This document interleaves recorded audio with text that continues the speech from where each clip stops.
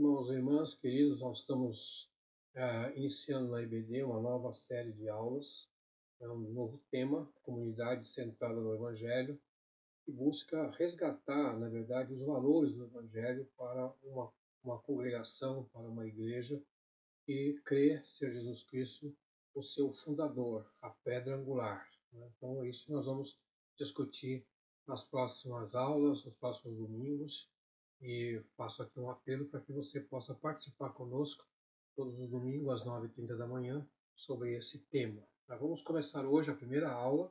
Nós vamos falar sobre a comunidade centrada no Evangelho, né? E a lição de hoje é criados para a vida em comunidade. Então, o propósito de Deus é que nós vivamos em uma comunidade. Esses textos que nós vamos usar aqui como referência são do pastor Bob Thune, que escreveu esses dois livretos, Comunidade Centrada no Evangelho e Vida Centrada no Evangelho, e ele argumenta o tempo todo de que o diabo luta para destruir esse projeto. Desde o começo, ele tentou destruir o projeto de Deus de ter uma comunidade santa, uma comunidade que adorasse exclusivamente a Deus, né? E aí, por causa de que o homem, então, foi seduzido a romper esse projeto de Deus, a destruir esse projeto de Deus, Jesus teve que pagar um preço muito caro para resgatar o homem e essa comunidade que ele está preparando para um dia ir com ele para o céu. Então, o que nós encontramos é, desde a criação, né, nós vemos que há uma participação coletiva. Deus criou o mundo, não só ele sozinho, mas também junto com Jesus, com o Espírito Santo. Depois houve a queda. Então, naquela comunidade que existia no Jardim do Éden, aparece uma outra pessoa na forma de serpente, né, do mal, que provoca então a desobediência e incredulidade em Adão e Eva. E isso custou muito caro porque, para resgatar aquele homem que foi criado pelo próprio Deus, pela Trindade, Jesus pagou um preço muito caro na cruz. E aí vamos agora ter a parte final desse projeto de Deus, que é a consumação, quando nós esperamos um dia subir com Cristo para os céus. Então esse é, em suma, assim, as 4 fases do Evangelho, e que começou lá, logo depois do Éden, né? Logo depois da queda do homem no Éden, e se estende até os nossos dias de hoje. Projeto muito longo, né? Bom, notamos então que a Trindade, quando nós falamos em Deus Pai, Deus Filho, Deus Espírito Santo, é já por si só uma comunidade, né? Deus, quando fala, né, logo em Gênesis, na palavra, ele fala a nossa, usa o plural, primeira pessoa do plural. Então não é uma questão individualista, é uma questão coletiva. Então disse Deus, façamos o homem à nossa imagem, conforme a nossa semelhança. Então Deus tem já usado aqui uma ideia de coletivo. Os humanos, então, no caso Adão e Eva, foram inseridos nessa comunidade. Então, em princípio, nós temos 5 pessoas nessa comunidade: Deus Pai, Deus Filho, Deus Espírito Santo, Adão e Eva. Isso era o melhor dos mundos, né? Eles tinham comunhão com Deus, Deus visitava o jardim no final do dia e seguramente tinha uma conversa ali entre amigos, entre gente que, que não tinha nenhum pecado, é lógico, né? Tá? Mas, infelizmente, né, essas coisas elas não duraram muito, pelo menos na nossa contagem de hoje, dá a impressão que foi muito curto. Não sabemos exatamente quanto tempo durou essa comunidade desse jeito. Mas aí nós temos aí uma questão da desobediência, né, que havia uma ordem expressa de Deus: de toda árvore comerás livremente, mas da árvore do conhecimento do bem e do mal não comerás, porque no dia que dela comer certamente morrerás. Então havia ali uma advertência e um castigo, né? Mas a serpente enganou o Adão e Eva, né? E aí levou o casal à incredulidade, quer dizer, não crer que essa advertência de Deus iria se cumprir. Então, quando o homem desobedece a Deus, ele também é incrédulo. Ele não crê que a justiça de Deus vai um dia vir sobre a sua cabeça. Então, juntando desobediência com incredulidade, nós temos aí o pecado. Tá? E o pecado faz separação entre Deus e os homens. É o que Isaías afirma no seu livro. Né?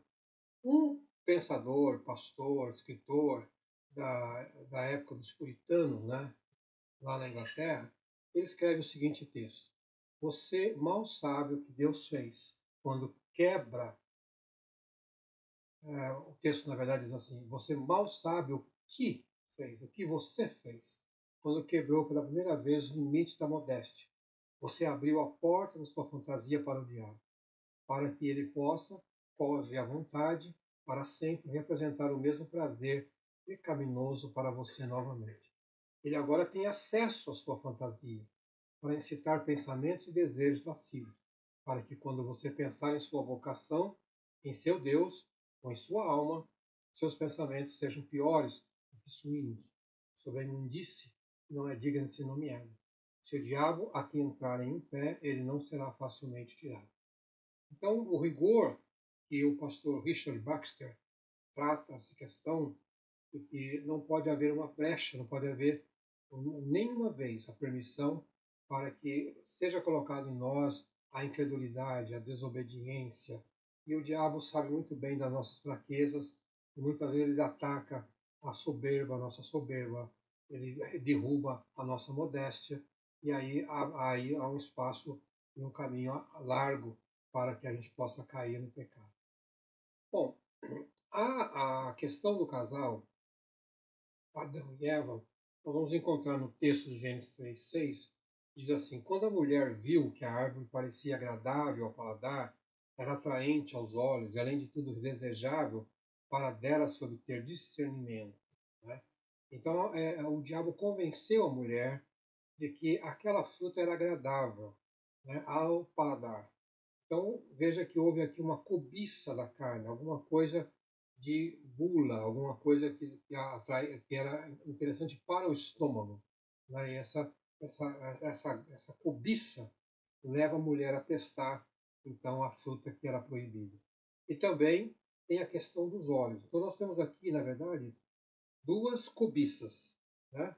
Uma que é a cobiça do estômago, né, paladar, e outra que é a cobiça dos olhos. E junta também com a soberba, porque a mulher percebeu então que ela poderia ser igual a Deus, né? Desafiar a Deus. Então tem aqui um triângulo, né? Três fatores que pesaram muito para ela convencer seu marido de que eles poderiam desobedecer a Deus. O desejo da carne, atender o estômago, atender talvez aí não só no nosso tempo mais moderno, quem sabe às vezes uma atração sexual também, que é uma questão da carne, ou a corrupção dos olhos, então a pessoa enxerga que poderia aquilo ser bom para ela, que ela poderia talvez ser bem vista na sociedade, e aí vai. E a soberba que é, ok, eu posso ser melhor, eu não quero ser isso, essa pessoa que eu estou vivendo até hoje. E aí eu vou para a desobediência. Muito bem. Encontramos aí então agora a redenção. O que é a redenção? É o próprio Evangelho. O Evangelho de Cristo é a boa nova.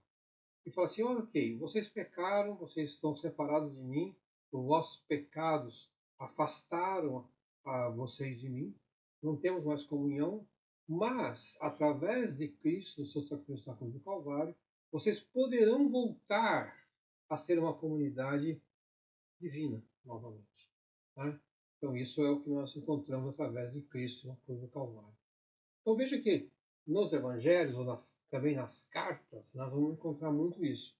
Né? O apóstolo Paulo, especialista, né, em mostrar como que o pecado fez, a destruição do pecado. Então, em Romanos ele escreve: Pois todos os pecados estão destituídos da glória de Deus, sendo justificados gratuitamente por sua graça por meio da redenção que há em Cristo Jesus.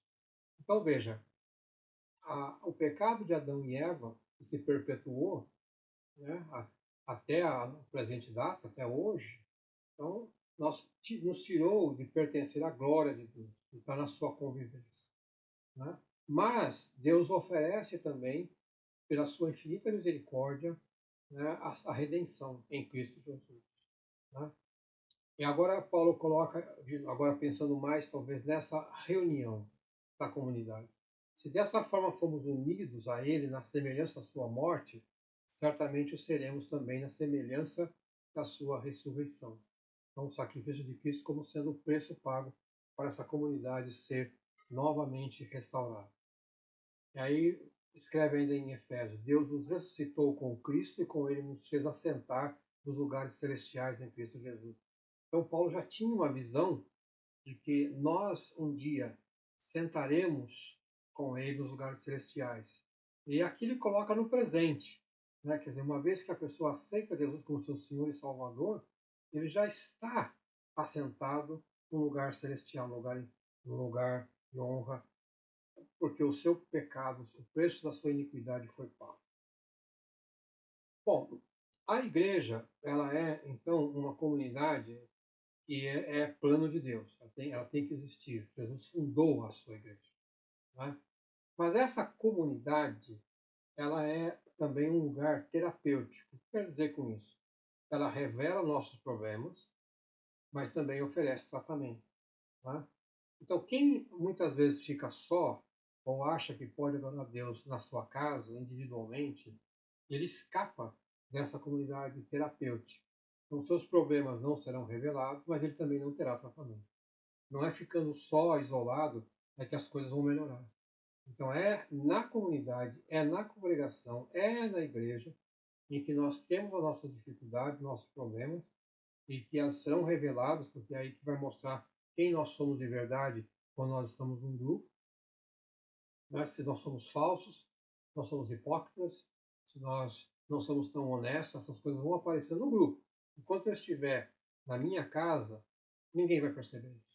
Tá? Então, os problemas serão revelados no grupo, na maneira como eu relaciono com os demais irmãos. Mas também a Bíblia mostra que nós podemos receber tratamento. Como? Quando nós aprendemos a amar uns aos outros.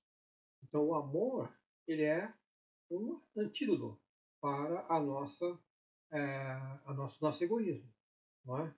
Então, a boa convivência, consolação, paz, concordância, faz com que a gente cresça, faz com que a gente sejamos melhores do ponto de vista humanos, não é? Porque a gente aprende a tolerar uns aos outros, aprende a respeitar a opinião diversa, e aí vai. Então, isso é só possível dentro de uma comunidade saudável. Então, nós vamos também ter empatia com aqueles que precisam ou que estão sofrendo. Vamos aprender a desenvolver a compaixão, o perdão. Então, todas essas coisas, essas virtudes, só vão poder acontecer se você estiver inserido numa comunidade, numa congregação. Enquanto você estiver sozinho, isolado, essas coisas não serão possíveis de ocorrer na sua vida. Tá? Bom, a Bíblia fala, por exemplo, no Salmo 133:1, fala: bom e agradável é que os irmãos vivam em união.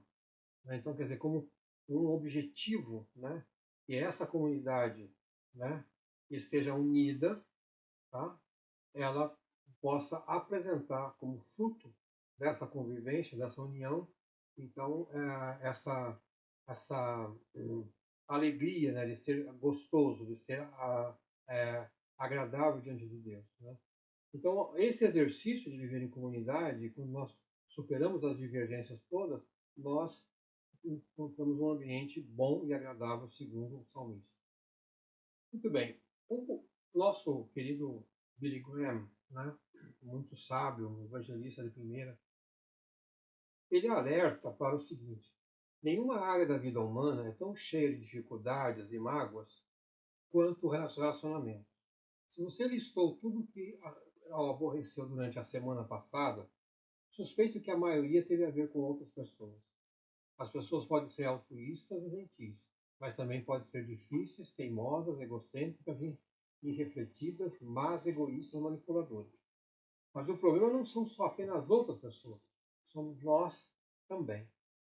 Então, Billy Graham não descarta que muitas vezes não é o outro que é o nosso problema, mas nós somos o próprio problema porque nós temos essa dificuldade de sermos gentis, colaboradores, educados, aí vai. Então, a igreja, enquanto terapêutica, que oferece tratamento para mim e para aqueles que convivem comigo. Tá? Então, essa é uma coisa que não pode se iludir achando que só tirando do nosso meio aqueles que são difíceis, as coisas vão melhorar. Tá? Tem que melhorar em nós. Nós também somos parte do problema. Bom, o que acontece, então, como eu vi assim, como inimigos da comunidade? Né? O que pode arruinar uma convivência pacífica, tá? Quando aparece o individualismo. Né? Então, o homem, às vezes, ele é individualista, então ele pensa nele primeiro. Né? E ele confia mais nele do que no grupo. E a Bíblia fala, maldito o homem que confia no homem faz da carne o seu braço. Então, quer dizer, aí o homem toma o centro da comunidade e isso é, então, prejudicial a todo o grupo. Outro sintoma é a autossuficiência, né? Quando alguém se acha que não precisa dos outros, que não precisa da comunidade, porque ele já é rico, ele está absolutamente abastecido. Né? E Jesus disse que esse tipo de comportamento é um comportamento de uma pessoa que é miserável, pobre, cego e nu, porque não consegue ser, ninguém é autossuficiente. Outra coisa é a autodefesa. Muitas vezes a terapia na igreja é prejudicada porque a pessoa nunca assume a sua culpa. Ele diz, o outro é responsável. Desde Adão foi assim. A mulher que me desse. Ela me deu da árvore. Então veja que Adão, de certa maneira, foi covarde porque não assumiu que também era responsável por ter comido da fruta e por ter sido incrédulo também. E preferiu apontar a sua esposa como responsável pelo problema. Né? E quando nós encontramos, às vezes, pessoas no meio de uma comunidade, uma congregação, que são muito presunçosos, têm muita soberba, que eles acham que eles são os mais importantes da face da terra. Então, aí o autor do livro de Provérbios fala que eles logo ficarão arruinados, ou seja, a soberba precede a ruína.